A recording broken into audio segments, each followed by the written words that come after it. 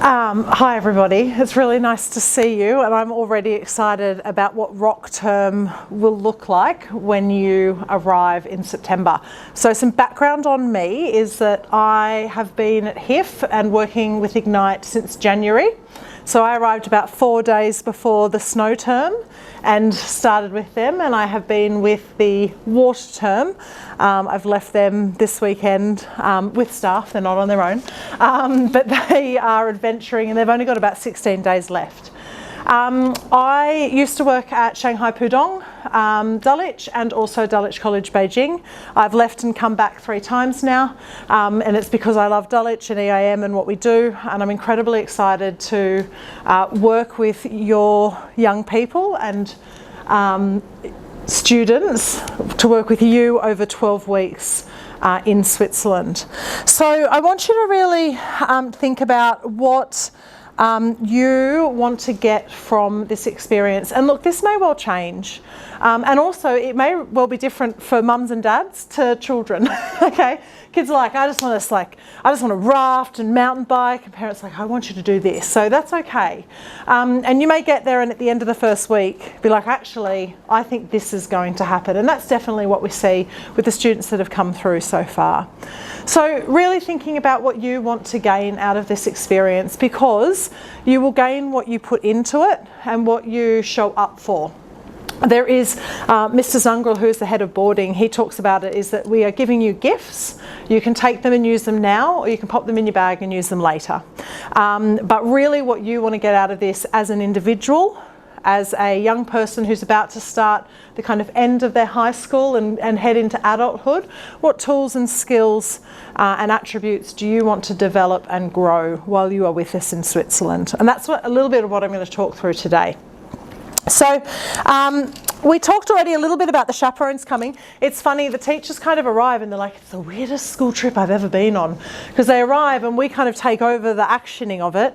In the background, I'm having meetings with all the teachers from each school, talking about things that we need to know, support that maybe we need to give. I might say, hey, I noticed this in this dynamic, and we talk about things that, you know, that first week it's really a transition phase. So I can get to know you, and I do get to know you really well. I live on one of the boarding house floors, so you see me a lot. I teach 10 periods of well-being to you. I'm on probably 4 out of the 7 nights of duty, and I will accompany you on some of the outdoor program as well. So you are with me a lot, and I'm sorry about that in advance, but it does mean that I get to know you really well, really quickly. This is Fatan. And I want to set the picture a little bit, because I think you don't really know what it's like until you get there. But we live just above Fatan in the school. And you can see this path down here. It takes about 10 minutes to walk down to Fatan. What's in Fatan? About 400 people, 1 shop, 1 bakery and 1 restaurant that's not open 3 days of the week. And nothing's open on a Sunday. And everything's more expensive in the Volg, but you can get stuff there. So that's Fatan. What the students do in Fatan, once they have permission, is they can go for runs or walks, they can go out in groups and take pictures or do filming. There's a football pitch in town that sometimes they go and play on the way to the Volg. Mostly they go on a Friday afternoon to the Volg to buy snacks. And they wipe them out of instant noodles and cooking chocolate. They are the 2 key things that everyone likes to buy. The 50-cent cooking chocolate. In Switzerland, I just don't get it. We've got all this glorious chocolate, and the cooking chocolate is the winner. So we've got school, and then Fatan, and then down in the bottom of the valley where the train station is the town called Schwol. And it's a 10-15 minute bus ride down to Schwol. There's a main street. There's some more shops there, some expensive shops, some touristy shops, some shopping like supermarkets, and so the crepe shop. That's what the other place that the kids like to visit on Sunday. And once again, once the students have in the first 3 weeks shown us that they can be responsible, that they know the way how to get into town and out of town. We do orientation things with them. We do challenges in Schwol where they have to navigate themselves around the village and find key places. Once they've shown us that, as a group, we say, okay, they're ready. ready to tackle it on their own. And we send a permission letter to parents to say, we're really happy with how they're going. We're happy to let them to go in Fridays and Sundays as directed. Do you give them permission? And so that's just to give you a bit of an idea of the space and the environment that we're in. I had a lot of questions around like how far away was Fatan and Schwal and how do they get the bus and that sort of thing. We teach them how to do that. And this week, for the first time ever, we had 3 students go into town during the week to buy new waterproof jackets, which we haven't kind of really sort of played with. So each time we sort of develop the students a little bit more to be able to kind of do things on their own. This is mostly the school classrooms. This is a really beautiful meeting hall, and our dining hall is down here. The boarding house that Ignite live in is next door. I cropped the picture really badly and didn't include it, but I'll show you some other pictures of it later on. You guys all know this, so I'll be really quickly as I go through here. Everything in our program is around our 3 pillars: sustainability, personal growth and well-being, and they serve to drive the outcomes for the young people that come on our journey, and that is independence, responsibility and resilience. So if we're kind of making decisions and we're talking about what we're going to be doing, we're coming back to those in terms of our choices and why we do things. Interestingly, people are like, what does that even mean? What's personal growth? This is one of the reasons I went to Ignite to teach and to develop the program, is because we know that when young people are put in an environment where they can take risks and fail and then get success or fail again, we know that they become more confident and more capable to be able to do them on their own later on. And what we can do in Switzerland is we can create that environment through living on their own, sharing with people, going down to Fatan on their own, mountain biking, skiing, where they can have those experiences. The biggest conversation I have with kids when they come back from outdoor program is, I fell over so many times today. And many of you probably haven't fallen over this year. Has anyone fallen over? Okay, maybe a little bit. I mean, I fell over 7 times in the first 3 weeks in Switzerland and I did not learn. But often we're not doing things where we're putting ourselves into challenging situations that we can't do. Okay, and we're able to do that in Switzerland in a safe environment. We don't want you to graze your knee when you're mountain biking, but it may be that you do because you've taken a more challenging jump. And we have medical people that can help if that happens, just to reassure you. Probably the biggest growth I've seen with the current cohort that we have, like across the board, we've got 46 students with us, is mindset. And I'm seeing it in their reflections, and I'm seeing it in the way that they're approaching hiking and mountain biking. They're probably the 2 toughest physically that they have to do. And they're really saying, I'm understanding that the way I approach this impacts others and impacts my ability to, so I'm shifting my mindset and here are some strategies that I'm using. And I think for a 14-year-old to be doing that is incredibly powerful and puts them into a really powerful position for 10, 11, 12, 13 and life after school. So I'm an English teacher by trade, but over the last 10 years have been working with wellbeing curriculum in schools, and I get 5 periods a week to teach you the science of wellbeing. And some people are like, what is that? It's fluffy hoo-hoo stuff, yeah, hippy-dippy breathing. It is a lot of breathing. But we also talk about your brain, and we talk about how to optimize your brain for learning and for study and for development. So we talk about memory, we talk about short-term to long-term memory, we talk about the importance of sleep, stress response, emotional literacy. We discuss all of this with the very tangible big lump on your head, in your head. Okay, so it's not kind of fluffy, it's really I think gives some people something tangible to understand what it is. We also naturally do a lot of conflict resolution. We do a lot of communication. We do lots of kind of social and emotional kind of negotiation. When you're living together, that just comes naturally. It won't be a perfect 12 weeks. There will be an argument about who left their shoes on the floor.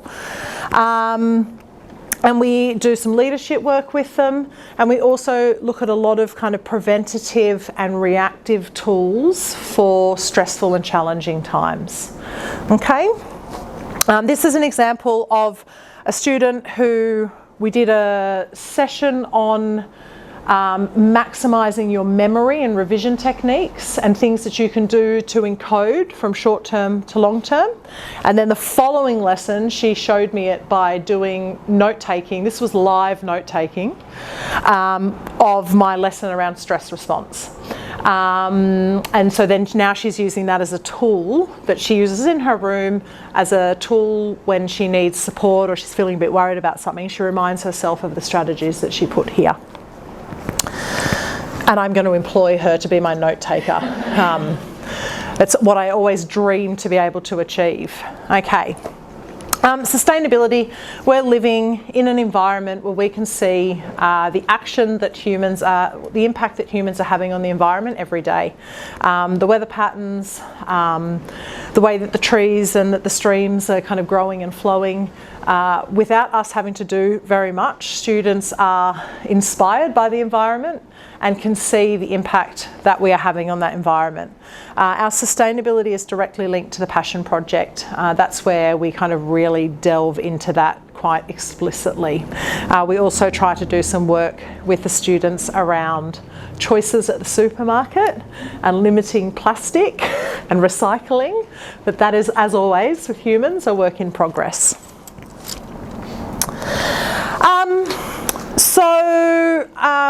We spoke about chaperones arrive, and we have like a week, and in that week you basically start the daily routine almost immediately.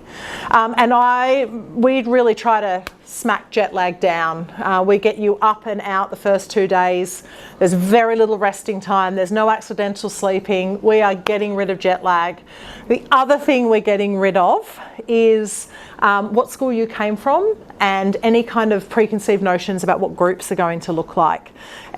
We want to create a family. We want to create a community where people feel like they belong. So as a whole group we do that, as the floor that they live on, the classes that they have, and their leadership and outdoor program groups as well. So they belong to different families throughout their time there. Within sort of the first 24 hours, we stopped talking about students as like Seoul or Singapore. We just said floor 1 or floor 2 or, you know, Ignite 1, Ignite 2. So it's really important for us to do that. I can see you guys have seen our routine, and you probably spotted the 6:45 a.m. wake up. And basically the school day looks really different. You go to school in the building you sleep in, which can be confusing, and it can automatically feel really relaxed because, one, you're also not in uniform, but there is a dress code. 2, some people accidentally forget to wear shoes to class because they've just walked down from their room and they've walked 100 metres to their classroom. But the actual structure of the day looks really different. So you do core subjects in the morning, so English, maths, science, languages, well-being until lunchtime. And then on Mondays and Wednesdays, you do the outdoor program. And Tuesdays, Thursdays and Fridays, you do electives or Passion Project. Okay, so mornings classes are 40 minutes, they're really short classes. Lunch, and then you go into the more experiential learning. It doesn't mean you're not learning. Just because you're not in the classroom writing notes. Geology went out to a rockfall that had happened in the area and collected samples of rocks and then came back and categorised them last week. Field to Table went picking herbs on the hill, and then we made pesto from those herbs, which we're going to use for a meal that we've been collecting basically over their time at the end of the term. So they're doing all of this stuff and they are making connections in a low stake environment that means something to them. And that means that they can get passionate about it. They can dive deep into it. They can explore it without the fear or worry of a test at the end.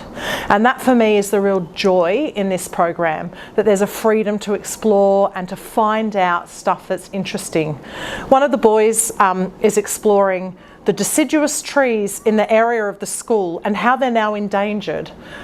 And he's been teaching everybody about it. And even I'm interested. I'm not really into trees, and he's just become really engaged in it. And that's quite exciting. In the evenings, we have structured fun, a little bit of study period where we all come together and it's silent and you're working on homework, revision, stuff from your homeschool tutors if you have them, passion project, reading. You can do music and dance or singing practice in that time. We run fitness centre.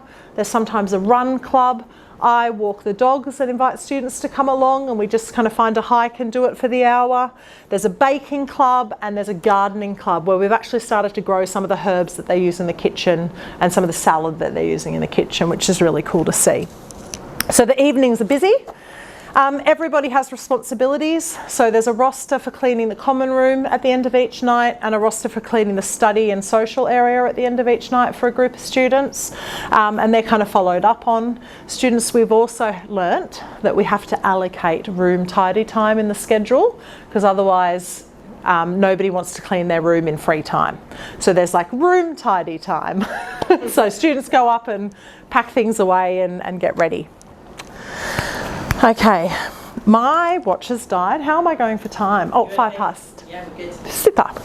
I've explained the academic program, and I will say this, it is not going to look like the academic program that you are coming from here.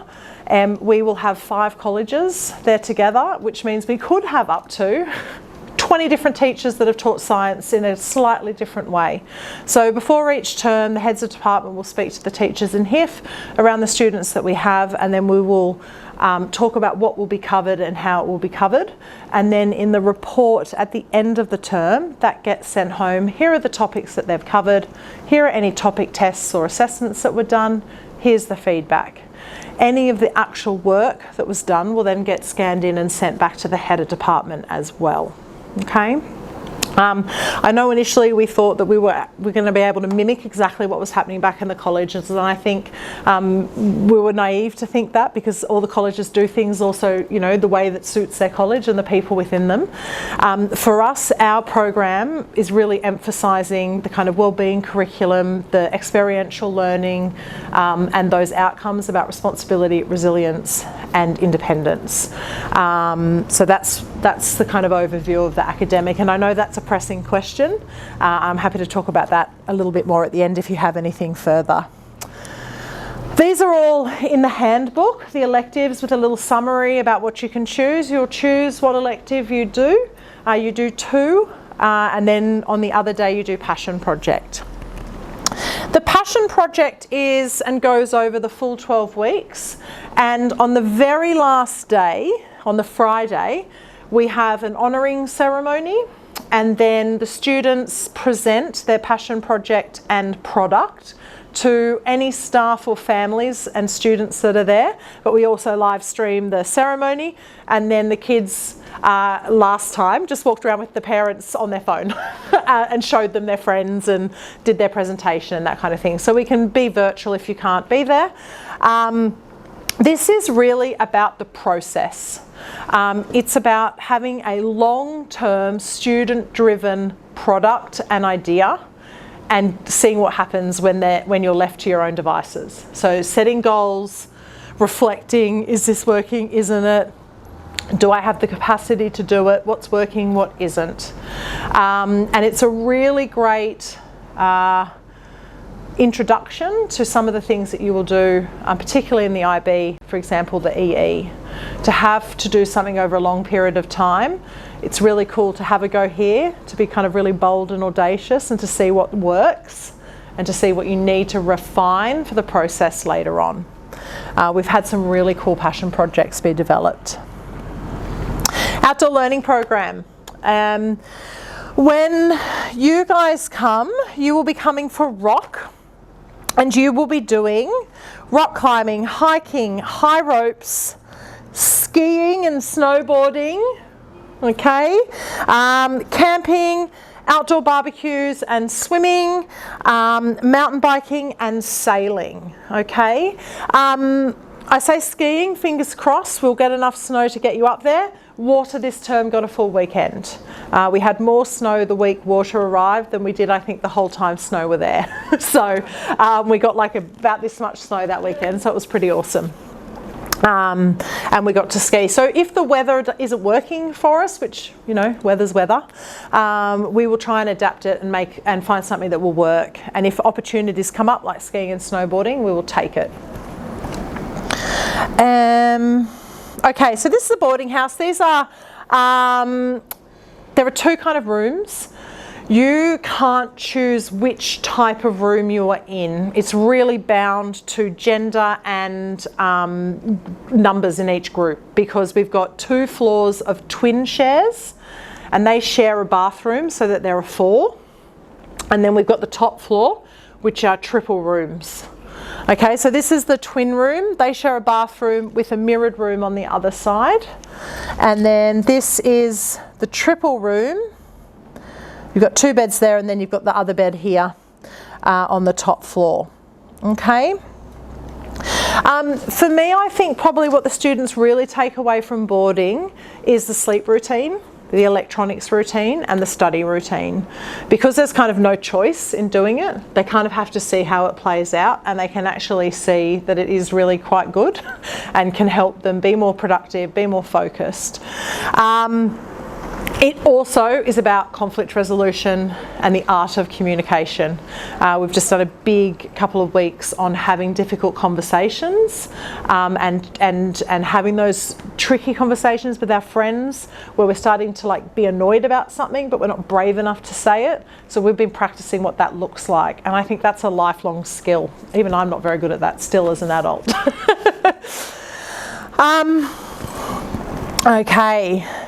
Meals are regional, seasonal, fresh, healthy. Friday nights not so healthy. They're more like your kind of, you know, jaffles and pizza and nuggets kind of nights. We can cater to allergies and dietary requirements, and this is a really big part. The students do have to communicate regularly with the chefs around that. The Swiss are quite, in our area, are quite casual around it, so we really do have to make sure that that the students are like, actually I'm the vegetarian. And they're like, oh okay, and they'll get it that way. So it's again really great practice for communication. Shall I put a pause on it? Yes. Yep. Rebecca Gardner, if I can just introduce. Rebecca is our Deputy Head Pastoral, who will be the second chaperone, who will be accompanying our Ignite students as they leave in September. So Bex is a bastion of not only international travel, but also Dulwich. And I've had with the likes of going to Switzerland quite a few times, so looking forward to taking everyone. Slide. I guess what I put here was a bit of a kind of like dump of questions I get in the lead up or in that first week. This won't be a perfect experience because we're not perfect humans, okay? It will be hard, it will be challenging, and actually we'd be doing you a disservice if it wasn't. So expect homesickness, expect worry or nervousness or avoidance around certain things that are challenging. I say to the students from the minute we walk in that communication is the most valuable tool they have. The staff at HIF do their best work in the moment. We've had a couple of like secret phones be snuck in, so like the one phone gets put in the cupboard and then there's like another one in the bedroom, and that's sometimes supported by mum and dad. But what I would ask is, we're there with the kids. I live on the boarding house floor 24/7. There's always a 24/7 duty member there, and we show the kids how to get to the office to find them at night. We really can assist at 1 o'clock in the morning if they're homesick, and if they need to call home, we'll do that from the boarding house office. We'll also make them a little cup of tea, a little warm milk, chat shoot the breeze, and then send them back to bed once they are calmer. So communication is really important. We will always loop you in via email or a call if something has happened that we think you need to know. And you know, each time something happens, we get better at doing that. But we try to sort of give you that information so you're not worried, and your children aren't worried as well. The electronics policy. This is my favourite, and if I could get, this is my professional goal, is to get a group where they say to me, Miss Bugden, we'd like to give up our electronics for a week. That's my goal. I nearly got this group for 24 hours and then they bailed on it. You hand in your electronics at 7:45 during the week and at 6:45 on Fridays and Saturdays. Now this is why we ask you to do that. You have come to Switzerland to grow, to challenge yourself, and to connect with a wide range of people, but also the environment you're in. You cannot do that authentically and meaningfully if you're looking at your screens. So that could be the most challenging part of the trip for you, those first 2 weeks, adjusting to not having constant access to those electronics. Phones are away from 7:50 until 4:15. If a staff member sees a phone in those hours, doesn't matter if they were taking a picture or looking at the time, it just gets popped in the electronic box. And that again is to keep them connected and focused with what is happening in front of them, not what's buzzing in their pocket. Sickness and injury, we have all the staff in the boarding house are first aid trained. We will treat anything that pops up, from colds, flus, and there will be colds and flus, residential living, everyone gets a cold or a sore throat. We'll treat it with the medication that we have on site, or if you send like medication that you use as a family, we'll treat it, monitor it for sort of 24 hours. If things don't improve or they deteriorate, we take the students down to the doctor, or on weekends, because we're a very rural town, the hospital. So that's how we kind of manage sickness and injury. We've had students that have had to be admitted for illness to the hospital to be monitored. We always want to hand them over to professionals if that's the case, so they can have their drips and that sort of thing, and staff members will kind of tag in and out to support the student and make sure they've got company while they're there. And again, we will communicate with you. If it's like an emergency, we'll call you, okay, and talk you through what's happening, put you on the phone to the doctor.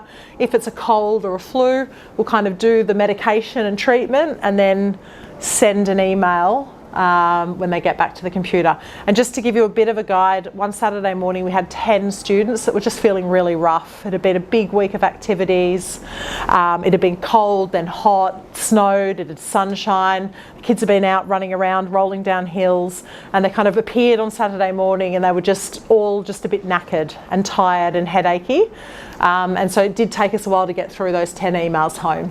So our priority is always the children in front of us, and then we'll communicate as soon as we can with you guys. We often get questions about parents visiting.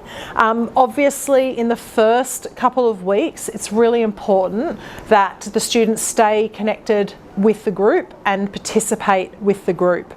We do some quite challenging hikes in the first couple of weeks, and that's where a lot of the bonding happens and a lot of the kind of development of authentic relationships happens. And if you miss out on that, you miss out on that valuable kind of creation of that safe environment. Towards the end of the program, if parents happen to be coming by on business, we've had people come in and take them out for dinner. But we do like to make sure it doesn't interrupt the program and it's not going to detract from what we're doing. Deliveries are welcome. Care packages, I think, are part of the exciting part of living in boarding house. We've got a table that we put their parcels on. They walk past and they're like, oh, it's a little present for me. What we ask, though, is that you don't send like 50 boxes of chocolate or a big massive box of kind of instant noodles, that we just don't have the storage for them in the rooms. Anything that's kind of really big in number gets put in my office, and the kids get access to the locker once a day to kind of get the extra snacks out. And we have to be a little bit firm on that, because as much as, say, for example, instant noodles are a lovely treat, they're not massively nourishing, and we don't want everybody to be having them for every single meal, which they will do, I think, sometimes towards the end of the program when they're a bit sick of the boarding house food, which is normal. That is kind of all of my key things. The other thing that you guys need to know is that we're off on a trip to Italy, and we are going to via Verona to Venice, where we'll spend a couple of nights in Venice, and then we will spend a few nights in Florence. So it's a 6-night trip altogether. And I'm actually in the middle of finalising those at the moment. And yeah, essentially that will be more finalised after the summer holidays. We're just kind of securing accommodation and public transport and tickets to things. And it's a really fun experience. I will give you the massive heads up. There's 2 things you need to know about this cultural trip. You are not allowed to bring a suitcase on it, so you must have a good sized backpack. It's on the packing list. And really good walking, like trainers that are comfortable to walk in. On the trip that we did last term, there was one day where we did 28,000 steps, but we were also on public transport for 3.5 hours of the day. So it was a massive day of walking. So get prepared to trot. Venice is maybe the place we won't walk as much, you know, because of the water. Yeah, so that's kind of everything from me to give you a bit of the nitty gritty and the detail of it. Do you have any questions that I haven't answered? Any? You had dress code on that list, but you didn't say anything about it. Yes, I can. We will send out a list that's really specific around what you can and can't wear to school, what you can and can't wear in the boarding house, and what you need to wear for the outdoor program. I would say a couple of things. For the outdoor program, it's really important that we pack everything that's on the list. Waterproof jacket, fleece, like quick drying jumpers that aren't, you know, the crew neck kind of Yale jumpers. Cute for the boarding house, not great for outdoor program, just because they don't dry. And layers, base layers. For school, there's no uniform, but there is a dress code, and it's strict in that you are not allowed to wear sports clothes. And so that means like even kind of funky tracksuit pants. I had a conversation with a student who's like, Miss Bugden, they're not track pants, they're sweatpants. I was like, they're the same thing. Leggings, short shorts. Okay, they're just not allowed to be worn during the school day.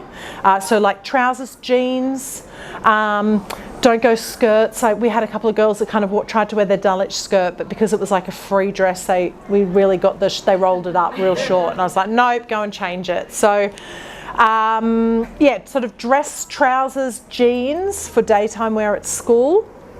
And then around the boarding house, it's more relaxed, but it's still a boarding house where we live with other people.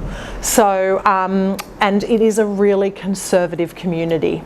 So any kind of like those volleyball shorts, crop tops, strappy tops, they're just not really suitable, one for the environment, but also for the community as well. They're quite conservative around it.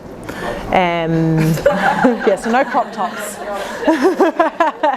But other than that, you know, there's no kind of like jewellery rules or anything like that. So there is a little bit of freedom in what you can wear and your hair and all that kind of stuff. So there's a bit of a love-hate relationship from the students with the dress code. They're like, in one hand, really relieved to kind of experiment with not having a uniform, but I think also too find it a bit stressful. Like, what am I wearing today? And I only bought one suitcase because I'm only allowed 25 kilos, so I've only got one outfit. So it's tricky. And we always communicate with the students. We will be quite firm about outdoor program, and that's more of a safety issue more than anything. Really having good solid outdoor shoes with grip is really important. A waterproof jacket, the fleece is really important. For your term, you're going to need sunscreen and a sun hat, and you're also going to need a beanie and gloves. Okay, so you really are going to have to pack for all weather. You don't need to bring towels. We have towels in the boarding house and sheets and duvet covers and that kind of thing. You don't need to bring, we had a couple of students bring some kind of like sort of Amazon Taobao sort of electronic items, like a drying bag that you kind of connect and it dries your clothes hanging, don't bring that. We have dryers and we have a drying room that's way more effective, and that's just a waste of space in your luggage. The students have their laundry done once a week. They can put their laundry in, but they can also do their own washing, and we teach them how to use the washing machine, show them where to hang it up, and they're responsible to go and pick it up. Frau Grass, one of our boarding house staff members, is very enthusiastic about tidying up the laundry. So sometimes if they time it, Frau Grass will fold it and take it back. But I try to get her to leave it for the students to do. Yeah, does that help? Well, we've got a proper list coming out, and I'm actually, with the students we have at the moment, we're going to do some do's and don'ts of packing, because there's some that have done it really well. And some that kind of bought stuff that they've just not used. So it's 125 to... It depends on who your flights are with. So we need like 20 kilos. Yeah. It's on the airline. Yeah. And I know we're just currently looking at booking air flights now. So as soon as we know, we'll let you guys know. Yeah. Yeah. And I think this possibility, I think we get picked up at the airport by a bus. Yeah, so Mrs. Taylor meets you guys in Zurich, and then you get put on a bus, so that we don't have to lug anything on trains or anything like that. For students who have instruments or Yep. any other equipment, Yeah, you can just bring that. We had a student bring her cello in term one, and I suspect there was excess baggage for that. I've never bought an instrument, so that'd be something I'd check with the airline. We do have the ability to hire an instrument. It's really expensive. So we advise you to bring your instruments. We do have pianos available. There's about 100 pianos laying around the school that people can go and play on, just sort of randomly sitting in cupboards. And there's some music practice rooms near the boarding house and up on the 4th floor, so they can go up and use study time to do that. And if you're a dancer, or we've got like a dance studio as well, or like a studio that the students can use unsupervised, because there's no kind of equipment in it, so they can do dance or yoga or stretching or whatever it is they want to do in there. a question about roommates. Yeah. Will they be rooming with children from the other schools, or will they be? Yeah, so we're still kind of finalising what that looks like in terms of how it works. What we've done thus far is that the schools have recommended, with discussion on the students, pairs or threes that we could put together. That didn't work very well this time round, because I got a bunch of girls that wanted to be in 3, but they were in twins. So what we will do is send a survey out to the schools and ask students to say, I'm happy to share with this person, and this person from my school. I'm happy to share with somebody from another school, because we've had people that have moved schools and their friend might be coming on it. And then I will create them. What I will do is split up groups of people. So Seoul won't share a bathroom with another Seoul pair in the quads. So it'll go like Seoul, Beijing, Pudong, Seoul, Singapore. We really try to mix that up. And just a little bit about the rooms. No students are allowed to go to a floor that isn't their own. So at the moment there's 2 floors of girls. They're not allowed to interfloor mingle on their floors, and they're not allowed to socialise in bedrooms either. And the reason for that is if you are on your own, we do have students that travel on their own, that maybe that's their brave thing that they're doing. We don't want to make it intimidating for them to have to go into a room where there are 6 people sitting and talking, so we kind of flush out the socialising to a very public area so anybody can join in. And it's been really phenomenal to watch kids at work over the last 6 months. We've got a group at the moment that started with a group of 4 playing Assassin, and it blows up to kind of 25, 30 of them. The most intense game of Mafia or Assassin. It's got different names. We've got another group that are teaching each other how to play Mahjong. There's a group that has set up badminton outside. We have like volleyball, basketball, football inside. Some of them go up and dance and sing in the studio, and it's really fluid. And I think that is because we made some choices around where socialising happens, to encourage people to connect and to make it less intimidating to walk up to a group of people that you don't know. And we've got a couple of single travellers this time round, and you wouldn't know it. They've just really kind of meshed into the group, and they've made connections across the schools. Any other questions? Great questions, by the way. there permanent students at the school as well as the visitors? Yeah. So we've got currently about 28 HIF boarders, so they live in Lashana House. Some of them only board from Sunday to Thursday, about 10 to 14 board over the weekend. That blows up in winter because they stay to ski with the Sports Academy over the weekend. And then we have about 70 day students that come up from the village or from around the valley to come and do classes. Really different in Switzerland. They don't have to stay if they don't have class. So I saw a student in the corridor the other day that I've never seen before because he only has classes on Thursdays, and I previously didn't teach on Thursdays. So it's a really fluid school community. We had Schulenball, which was a masked ball this term early on, that HIF boarders, Ignite boarders and day students all went to, and it was a really fantastic coming together of the three groups of the school. And then impacted one of the student-led social evenings that Ignite ran. About 2 weeks later on a Friday evening, they had a barbecue cookout up the back of the school. We have like big fire pits that we can go up and cook sausages and s'mores on. We took guitars up, the kids organised sausages, and we had about 20 of the external students come up and hang out for the evening. And to the point where when I sent the Ignite students up to bed at 9 o'clock, I was kicking the day students off campus. They are really enjoying having more students at the school. They're loving having more people to play sport with. They're loving having more people to play Uno with. They're just really enjoying it. And a real diverse range of students as well. We've got some international students that are doing the IB and the IG. We've got students from all around Switzerland, Germany and Austria that are doing the Matura and Gymnasium. And we've got within the Engadine, most students speak Italian, German, Swiss German, Romance, English, and there's a group of girls that also speak Latin. So yeah, it's pretty impressive in terms of languages. And we've got Mandarin teachers that teach the Mandarin program for Ignite. Any other? Mandarin is one of the foreign languages. Yeah. So this term we've got Mandarin, German, Spanish and French. You do One. Yeah, just one. Yeah. We're quite, in terms of the way the timetable falls, we have to be kind of like all of languages taught together because otherwise there's just not enough time to do all the experiential learning. And the Mandarin staff, myself, we live in the boarding house on the floor with the students and we teach them, but we also do duty in the boarding house. So we have quite a good relationship in that way. And what I love is when the Mandarin teachers do like extra Mandarin lessons in study time and sort of do that work with students that are happy and want to push their Mandarin a little bit more or do more conversational Mandarin. We also have an IB student that is running for a CAS project, Mandarin Cafe in study evenings, and then he's also going to flip it and do an English cafe for some of the German students too. So language is a really big emphasis for the school.